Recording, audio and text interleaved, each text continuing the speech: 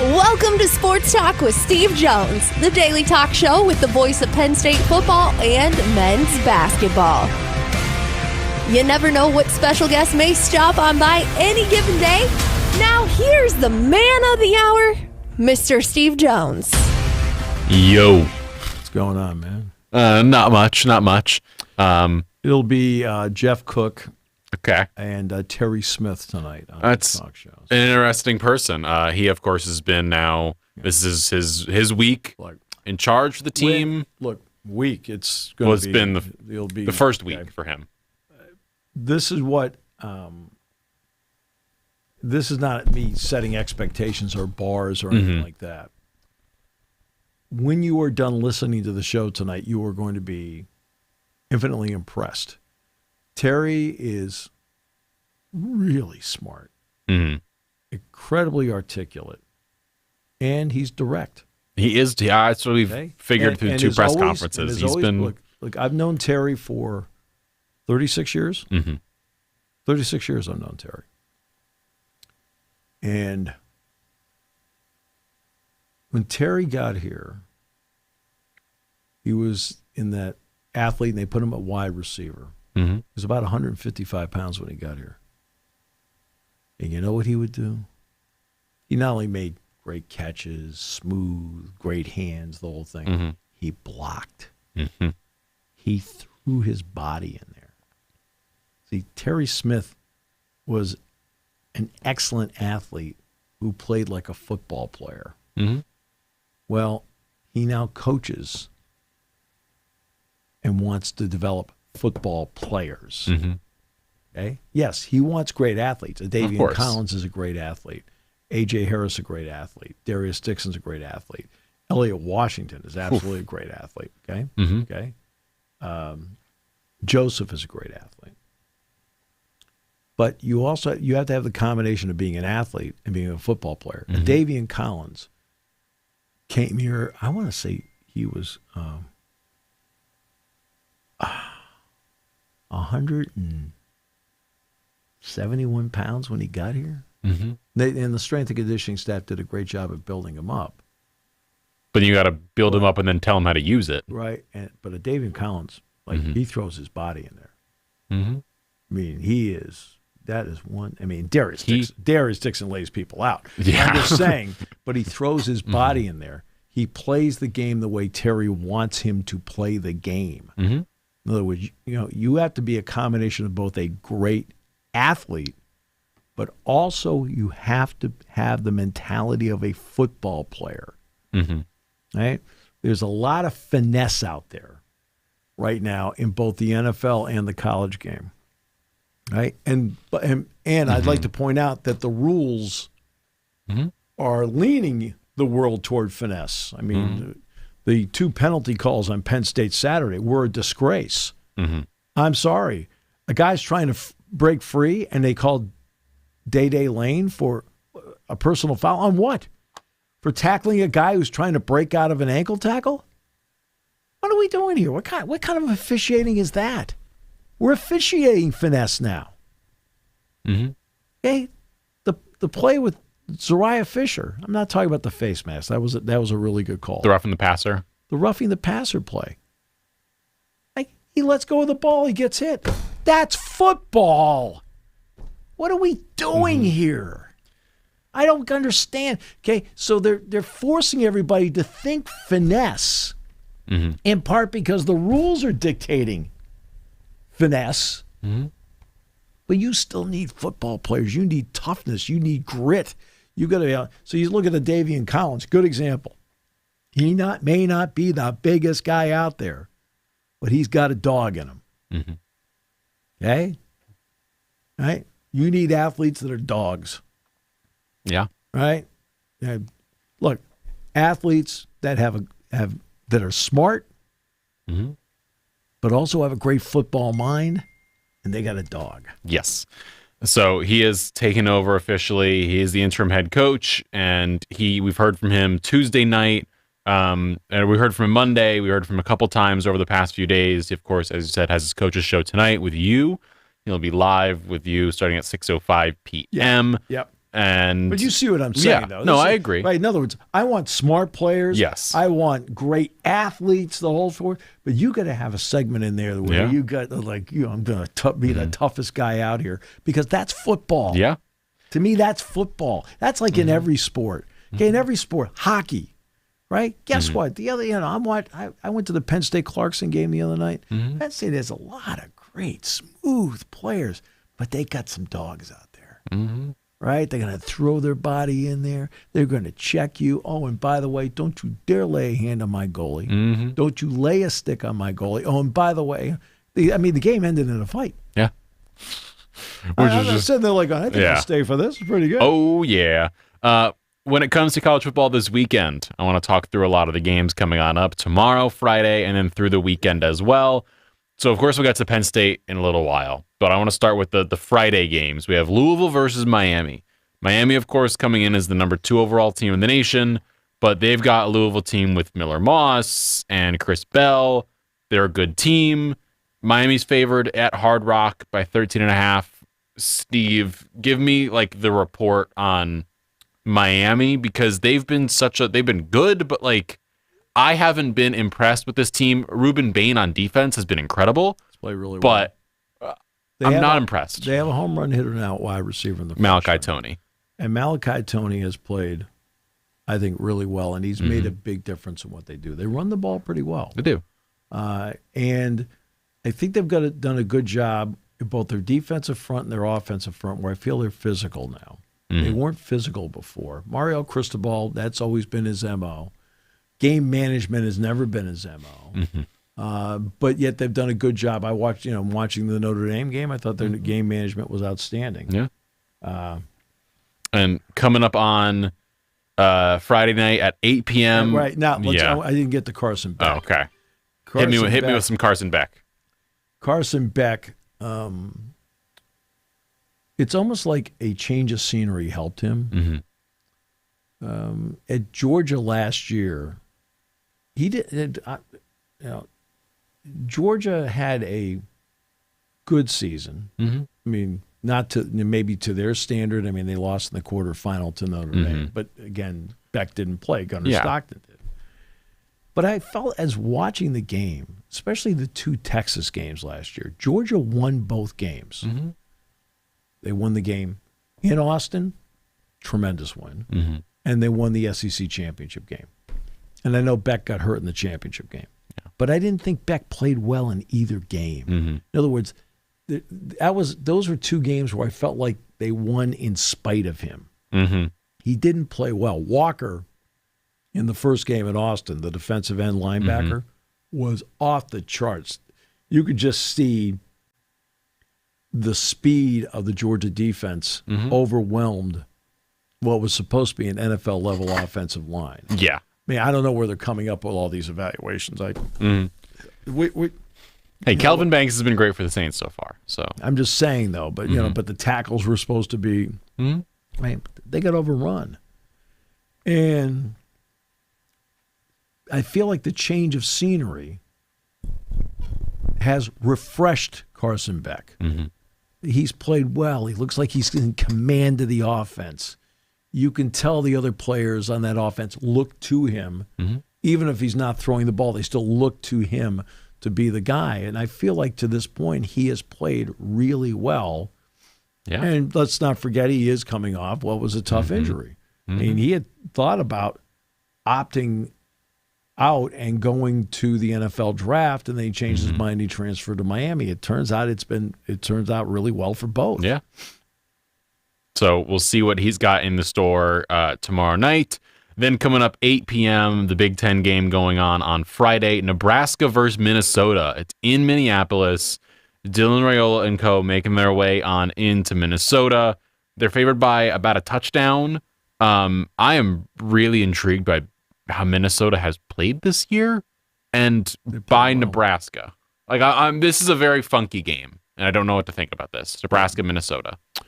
So let's start with Minnesota. Let's give credit where credit's due. P.J. Fleck, everybody can talk about his personality and his rah-rah. You know what? He's been in this league a while now. And I think that that I think people thought he was a phony. Mm-hmm. And I think he is 180 of that. I think he's a coach that's genuinely enthusiastic. Mm-hmm. I think he's a good football coach. I think he knows how to coach the game. Oh, yeah. And I think his enthusiasm is real. Now, everybody can kid about the row the boat thing, but that actually goes to his son that passed away. You've got to know the roots of something before you make fun of it, right? Which people just don't. Like Kurt Signetti, Google it. Mm-hmm. Well, they have Google. Google it. Yeah. Okay? Find out. Do some research. Don't be a jack you-know-what, right? And just mouth off without knowing what you're talking about. Mm-hmm. And Lindsey has been terrific for them at quarterback. He's played really well. He's a leader. He's got, if you need him, he can move, make some plays. Parrish is a terrific safety. My God. He's just... He's incredible. You could just see last year in the Penn State game, like, this guy can really play. That tells you how good Tyler Warren is, because in that last play where Penn State's going to put the game away and then Warren goes down right away and just ends the game on Penn State's terms, he beat Parrish on that play because Warren's just that good. He in other words, Parrish was a freshman. This is a fifth-year senior. The fifth-year senior did a couple things that lost him. Yeah, I believe Warren is now leading the NFL in reception for tight ends in terms of reception yards. Right. So now Nebraska, it's Matt's third year there. They're now 5-1, and I think the opening game where they played Cincinnati and they won a close game at Arrowhead did this team a world of good. Dylan Raiola is a really good quarterback. You can see he has all the pro ingredients to him by the way he sets up, how he carries himself. It looks like he's seeing the field better now. That happens over time, right? And it seems like he's seeing the field better. He's got a couple of receivers that really help him right now, and he's got a running game that is helping him. And I think that's made a big difference. I think Nebraska's playing better defensively now. That's something that's been a hallmark of Nebraska football going back into the days of Bob Devaney, even before Tom Osborne, where they had the big, tough, physical offensive lines. Now, how they got that way, we can debate in the early days. But they've always had. It looks like they've got they've become more of a. And Minnesota's physical. See, that's the thing you talk about, Peter. Oh, Minnesota's physical. They're physical in the trenches. So's Nebraska. That makes this a really good game. And I look at just Nebraska's season so far. They've played a lot of close games. That's where I'm a little bit intrigued and confused by this Nebraska team, because you mentioned beat Cincinnati by 3 opening weekend. They lost to Michigan by 3, beat Michigan State by 11, and only won by 3 against Maryland. So they're playing in a lot of close games. They've won a lot of them, but being in close games is never something you want to do. You mentioned Emmett Johnson. He's 9th in the nation in rushing this season, with, I believe, 600, and if I can get the number back, 650 on the ground right now. They do it on average per game. Yeah. They do. And he's averaging 6.2 yards a carry, 650 yards total in the season so far. He's only behind Justice Haynes in terms of rushing in the Big Ten. And Haynes got banged up. He did. And did not play the second half at USC. By the way, FIU running back Kajon Owens is 7th in the nation in terms of rushing on the season so far. And then that brings us to Saturday's games, starting off at noon. Big matchup, number 10 LSU versus number 17 Vanderbilt. Okay, the game is going to be in the Titan Stadium. In Nashville. They're doing a double header there. The second game is Tennessee State. It's an HBCU game. Like Tennessee State, I can't remember who the other game is. But this is a big game for Brian Kelly and LSU because they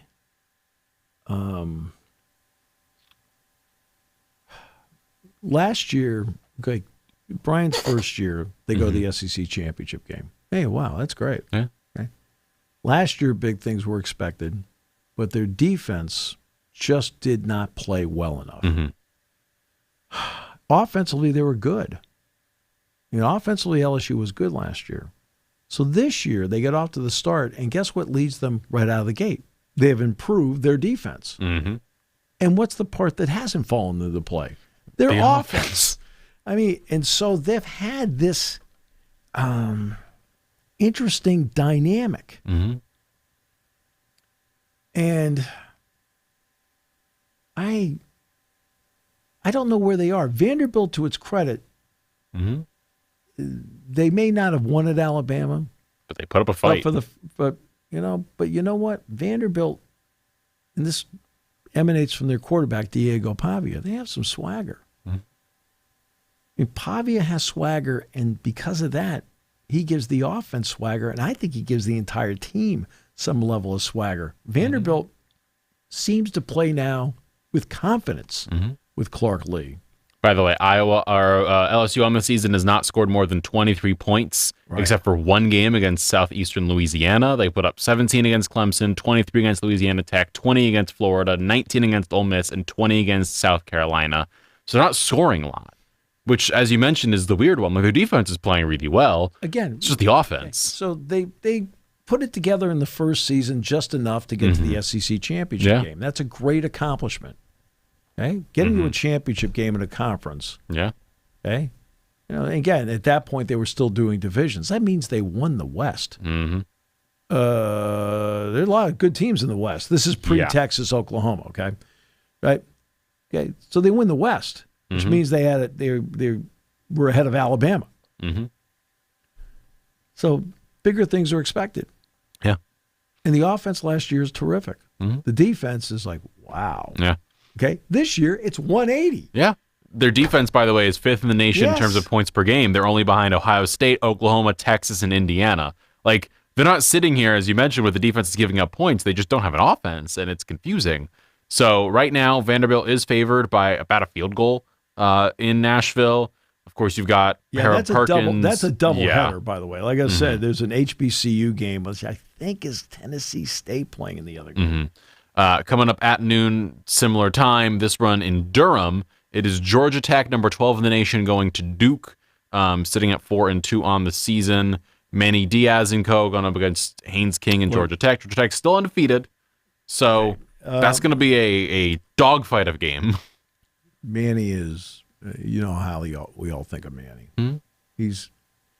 I feel like when he was at Miami, it's his first real head coaching job, this level, the whole deal. And I always felt he did a much better job than people gave him credit for. Then coming here as the defensive coordinator, rehabilitated the reputation. 2 great years as the DC here. You knew he was going to get a head coaching job. Duke, I don't care what anybody says, is not the easiest place to succeed. Yet they're off to a great start. They're playing well. Georgia Tech, on the other hand, Brent Key, former offensive line coach, believes in winning deeply in being physical in the trenches. Georgia Tech is physical in the trenches. And he's got a quarterback that has the same mindset as the offensive line. Haynes King is going to try and hit you with his body. I've talked about him how many times? Dozens. Right. How many times? And upset. And the reason is, I'm like, you know what? Do I think he's a pro? Like, he'll probably make a pro team, but no. Right? He'll make a pro team. But he's not, if he's a starter, I'd be surprised. Yeah. But as a college quarterback, this guy is a marvelous college quarterback. And he throws the ball well, but he's got guts. Yeah, and you look at big-time guts. The other side of the ball, Darian Mensah, the quarterback for Duke, they're pretty much opposites. Well, yeah, Mensah's got 1,800 yards passing. King has 970. But Mensah's thrown 15 touchdowns, 2 interceptions. Haynes King, 4 touchdowns, 1 interception, but has 87 carries for 9 touchdowns for Haynes King. So it's just like they're fighting. Vincent Anthony Jr., by the way, the defensive end for Duke, is currently tied for 6th in the nation in sacks, 6.5 so far this season. Nothing to laugh at. So he's coming in there good. The leader in the nation, by the way, is David Bailey from Texas Tech, the linebacker, at 8.5 sacks on the season, which is just bananas. We then make our way back to the SEC. Oklahoma versus South Carolina. John Mateer is expected to play in this game against South Carolina. I am intrigued by this. They're in Columbia, so Matera's played okay, but he's been hurt and he's been banged up, and he's got 6 touchdowns, 6 interceptions on the season. So not great is a kind way to put it. What, Matera? Yeah. Matera's been hurt. He's been hurt, yeah. I mean, that's what happened last week. Was that they put him in there. I mean, I deeply questioned I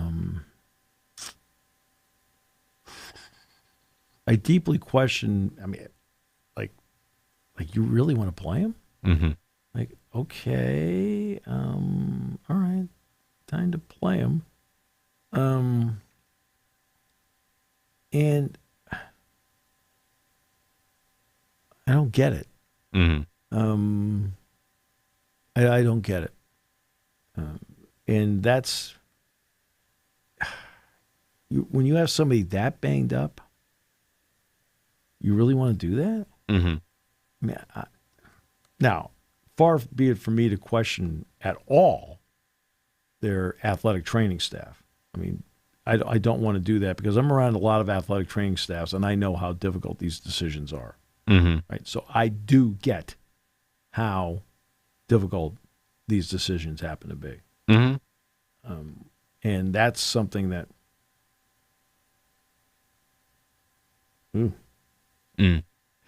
What's up? so I'm Uh-oh. no, I'll tell you after I've got the story. That evidently the training staff felt he could go. It's always the doctors. It's not the coaches that make this decision. It's doctors who say yay or nay. Okay. Again, there are too many people, and again, it's that segment. It's just that segment that think the coach forces the hand of the doctors. It's the other way around. It's the medical staff. Okay. If the medical staff says he can go, he's cleared. Well, it's the next step. The player has to say he can go. Yeah. If you get 2 votes, yes, then it's up to the coach. Okay, yes and yes, I'll make the final decision here whether you're going or not. Okay? Matera obviously wanted to play against Texas. And the athletic training staff said he could. So, Yeah. No, so what am I going, So Dick Girardi and I will, it's just the way the circumstances work. Oh, geez. Have to go commercial this season for basketball. That's fine. Those are the circumstances. I understand. There's no issue on my part. So I'm pricing out flights. Of course. And, of course, what's the longest flight? Pacific Northwest, yeah. Seattle, okay? Because they're going to play Washington first, so you got to go to Seattle first. So I price out State College in Seattle. I'm not going to mention which airline. Yeah. Right. $1,192. Okay. Now, Dick says there's a direct flight from Philadelphia to Seattle. Okay. So I price it out just from Philly direct. $277. Think I'll drive to Philly, and I think I'll leave the car in the lot, and we're going to Feels like a good idea. I think we're going to go from there. Okay. Yeah. Right? I mean, it's ridiculous. I mean, as convenient as it is for me to say, hey, let's park the car at the State College Airport, that may be one of those where you just sit there. Right? Is it my responsibility to, quote, save the company money? No, but it's always been in my DNA to save the company money. And that's a little bit of change to save. Right? I mean, saving them $1,000. I mean, that that could be enough for an engineer. What's your job? Ohio State, Wisconsin. I'm just saying, what's your job again? Oy vey. Ohio State, Wisconsin in Camp Randall. Okay, Wisconsin's not good. No. I mean, they're not good. Of course, Edwards is out for the season, or at least out for now. He's out for now. Look, this is where Wisconsin had a way of doing things for a long time. Barry Alvarez, starting in the early 90s. Then I think, the 95 season they won the Big Ten championship. No, it was the 94 season they won the Big Ten. Penn State won it. Then Northwestern won it. Then it was Wisconsin. Okay? So Penn State won the Big Ten title in 94, undefeated. Northwestern shocked the world 95. In fact, the reunion for Northwestern and that 95 team is this weekend. Okay, and Gary Barnett's coming back. They timed out because I think Gary Barnett still has a job at Colorado. I think he does. Yeah. They timed out the Northwestern 30th reunion around the Colorado bye week. Smart. Okay, because they wanted Gary Barnett there. I hope Pat Fitzgerald goes.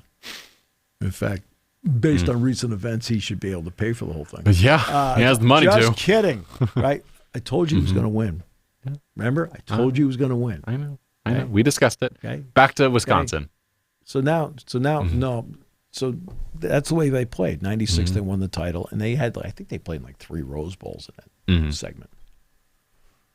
So he goes, and Brett Bielema comes in. Same MO, same philosophy. Okay. They went to Gary Anderson in 2013 through 12 and 2014. 13. Yeah, 13 and 14. And Penn State beat them in the last game of the season there. But he wanted to change over the program. And Barry Alvarez, the athletic director, would have none of that. So we're going to do it this way. So Gary Anderson said, "You want to do it that way?" Then he ended up going to Utah State, I think, or something like that. And they brought back Paul Christ, who had been at Pitt. See, when Bielema left, the timing was odd. Christ would have gotten the job right away, but he didn't know Brett was going to leave for Arkansas. So he took the Pitt job, and I want to say he took the Pitt job, I think, in 12. In 2012 to 2014. Yeah. And Brett, the last game he coached at Wisconsin was here. Penn State in 12. And Penn State beat them in overtime. Then in 13 with Anderson, they went out there and Penn State beat them again. Well, they brought Paul Christ back. Again, same way. You know, they're so boring. So there's whatever. But they were good. But they're so boring. And I was like, okay. Okay. So they brought in Luke Fickell. Splash hire. Right? A lot of people wanted Luke Fickell a couple years ago. He was at Cincinnati. Right, to get Cincinnati into the college football playoff when it was only 4. To his credit, great job. And he takes this job. And you know, a lot of people, like everybody wanted Luke Fickell. Like, oh, geez, Wisconsin got him. And one of the first hires he made is he brought in Phil Longo, who's no longer there, but he brought in Phil Longo to be the offensive coordinator. We're going to change how Wisconsin plays football. That's so exciting. We're going to do the air raid, right? They got Van Dyke to transfer him from Miami. We're going to do the air raid. Right now, they don't know what their personality is. Nope. They don't know what their personality is. They just got shut out by Iowa 37-0. Iowa had been a minus giveaway takeaway going into that game.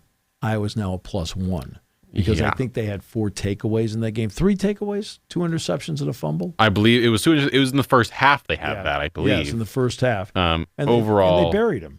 Yeah. They buried them. And you know, they couldn't run the ball. They're not physical enough. I mean, this is the same program that, you know, produces T.J. Watt, Herbig. You see how Herbig plays for the Steelers. I mean, Penn State played them. I remember Penn State's playing them in the 2016 Big Ten championship game. That was Wisconsin football. Yeah. That was Wisconsin football. Paul Christ is over there. They could run the ball. Right, that's why that 4th down stop was so impressive by Marcus Allen and Grant Haley on Corey Clement, because that's their bread and butter in Penn State when they needed to, blew up the bread and butter, right? And then, of course, before that, Saquon beat T.J. Watt on that wheel route, the great throw by Trace, and Saquon's there, right? But that was Wisconsin football. Yep. Right? That's who, hey, you got to remember who you are. Okay? And don't let the world dictate to you who you are. Okay? That's not how that Wisconsin drifted for a long time. I think 1960 they had a heck of a team. 62 maybe. Ron Vanderkellen was their quarterback. They made the Rose Bowl. In 62. It was exciting. But then they went from 63 '63 all the way to, right, until Barry got there. Yeah. Almost 30 years, right, of just in the bottom. Yeah. And they were like that in basketball, too. They were on the bottom. Mm-hmm. All those years in the bottom. And it's like, you didn't think twice about playing Wisconsin in the Big Ten. Now, Penn State's never been in that mode because Penn State, of course, they played Wisconsin in 1970. Jack was on that team. They didn't win. The game was out there. It's the only time they really had played them. And when Penn State got into the Big Ten, there were two teams that Penn State didn't play the opening year. You played 8 conference games. They were Purdue and Wisconsin. So Penn State didn't finally play Wisconsin until 1995. And Penn State had the long winning streak. They had the long winning streak. And Wisconsin came in here and won the game. Physically tough, the whole deal. And that's when Barry was really now establishing his program at that point. They aren't like that anymore. No. And as for Ohio State, their defense with Matt Patricia is outstanding. They do a lot of things. They run something called, I'd never have heard of this. Cover 7? Never have heard of it. Is that just, layman's terms, is that just rushing forward to 4 down linemen and then 7 players cover? I mean, they got cover 7. They'll run, crazy. right? But there'll also be times where they've got, part of the defense is doing man, the other part's doing zone. Which is wild. Right? Now, we can talk about Heisman candidates all we want, and 9.5 times out of 10, we are talking about an offensive player and most likely a quarterback. Okay? Yeah. If I had to pick the guy I think right now is the best football player in the country, and yes, I do have a vote in the conference, the guy I'd zero in on right now is Caleb Downs. It's fair. He's playing lights out football. I just think he's that good. I also want to shout out Arvell Reese, the linebacker. He's playing incredibly well. Reese, last year when Penn State played Ohio State, Reese had been hurt going into the game. And then he was back in time. He was able to get back in time to play in the Penn State game. And I felt in the Penn State game last year here, Reese was one of the difference makers. I thought he played really well in that game. So I'm not surprised he's playing well this year because when he got back, I said to Jack, I said, getting that guy back really helped him because Reese, I think Reese wears number 20, something like that. He does. Another Big Ten game, 3:30. I know you try to test my knowledge in these things. I always test your knowledge. Yeah. Michigan State against Indiana. Indiana currently sitting 6-0. Michigan State 3-3. Indiana's 3-0 in the Big Ten. Michigan State 0-3 in the Big Ten.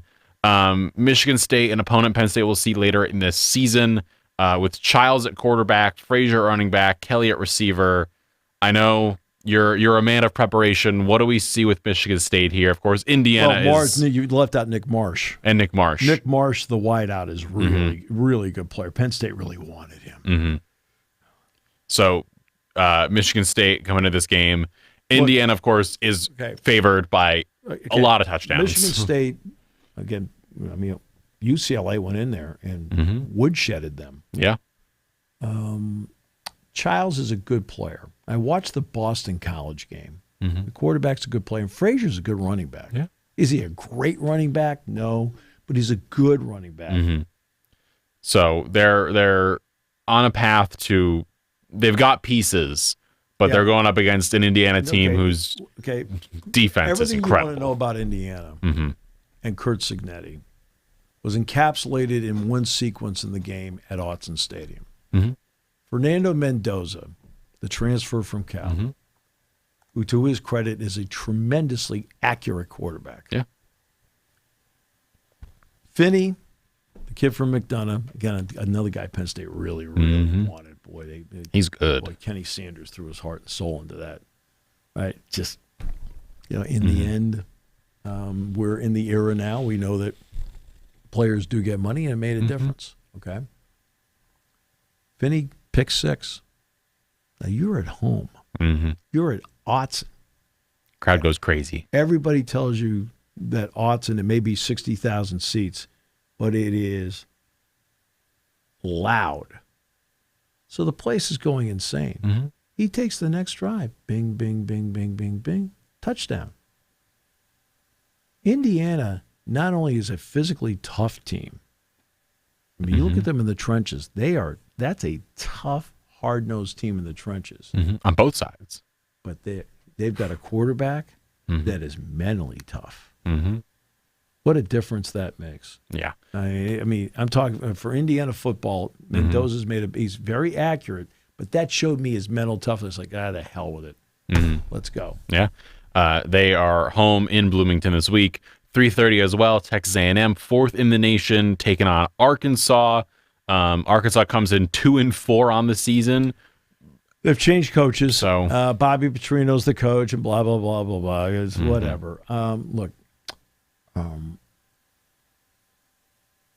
the bottom line is, I'd like to know deep down with Arkansas what kind of involvement the Walton family has and what kind of involvement Tyson Foods has. They're both located in that state.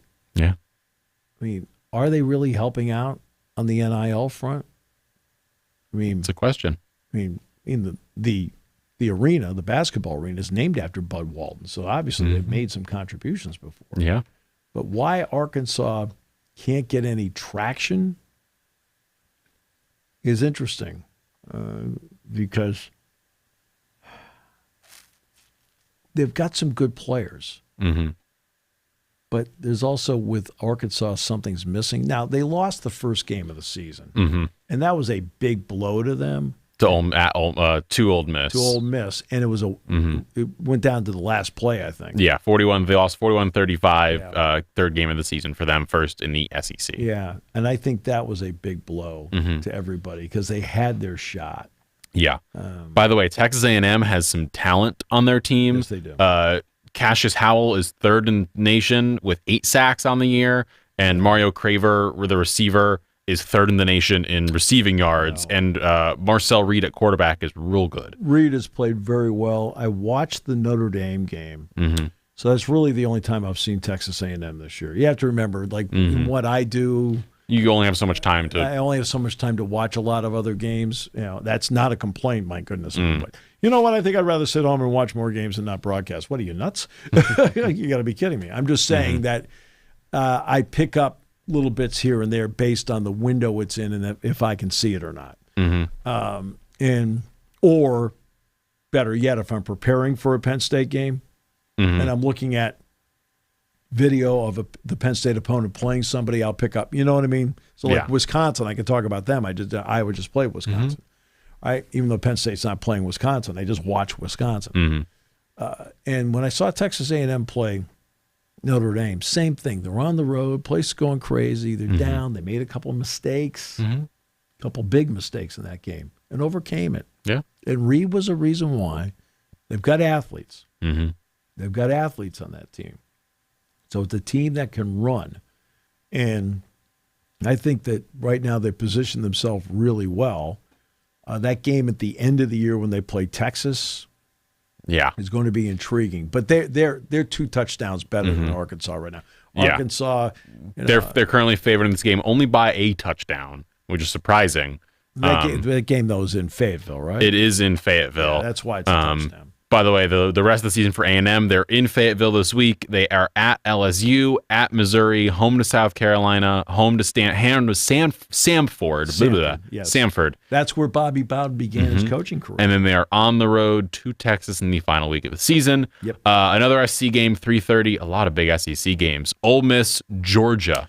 5-9, Steve Jones. Okay, that's a huge game. That game's in Athens, right? It is in Athens, Georgia. Last year in Oxford, Ole Miss beat them. Okay. The Ole Miss quarterback situation has been interesting because the quarterback they've been using is from what, Ferrum State? Trinidad Chambliss? Yes. From Ferrum State, right? Ferris State. Ferris State. You're like, really? Okay. He's balling out. He has. Now, Georgia's already lost at home, and that was to Alabama. Gunnar Stockton, to his credit, I think, has played pretty well. Mm-hmm. I think Georgia is not as dominant in the trenches this year as they have in recent years. I think their offensive and defensive lines are good. Mm-hmm. But remember, when they were winning championships, they were great. Yeah. They're still very good. Mm-hmm. This is where Ole Miss has quietly, under Lane Kiffin, become very good. Ole Miss is actually very good in the trenches. Yeah. Everyone sees the pass game. Mm-hmm. They see the finesse. They see the play calling. They see some of the speed. Mm-hmm. But the reality is they've done a great job of building their offensive and defensive lines, and I think that's made a difference for them. That's why I think they're undefeated at this point, because you can get enamored. Again, that segment of the fan base. Okay, there's a segment. It's not a big percentage. It's 5 to 10%. But it's a chunk. But no, it's 5 to 10%, right? Shiny object, shiny object. Okay, we're not listening to you. Nope. By the way, their running back, Lacey, has got 587 yards on the season, one of the best rushers in the nation.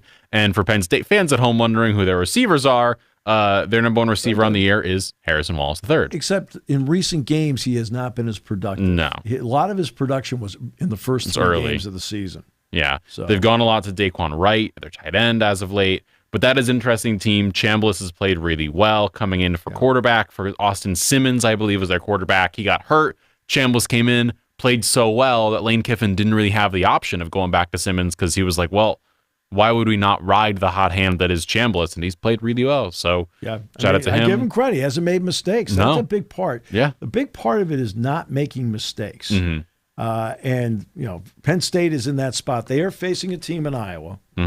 Okay, that defines not making mistakes. And that is so important, right? It's not just Iowa's MO, but it's important in every game. In other words, Iowa's the kind of team that, can you beat them? Absolutely you can beat them.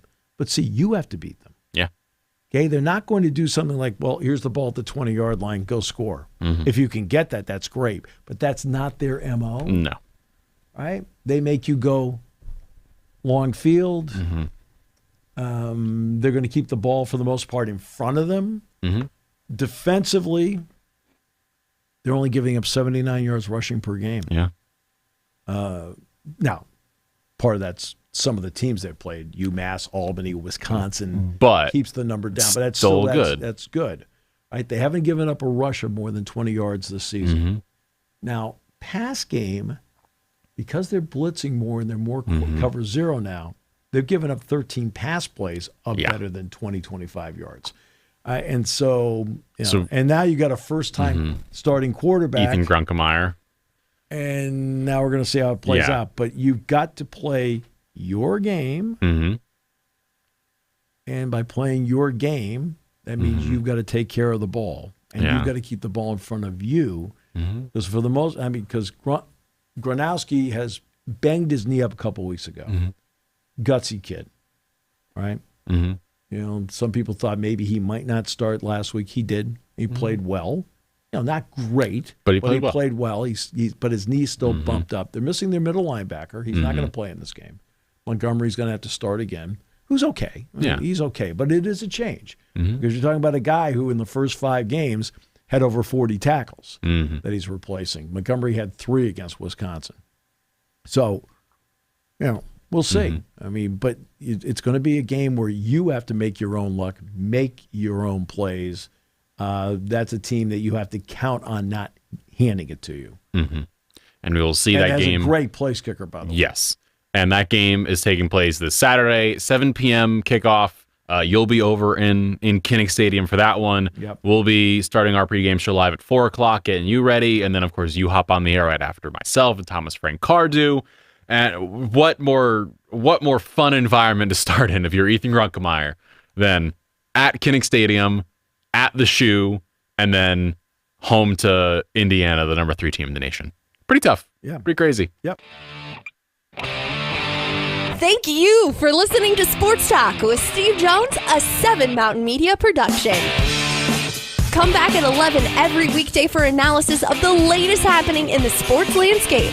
From college football to European soccer, Steve and Kyle cover it all on Sports Talk with Steve Jones.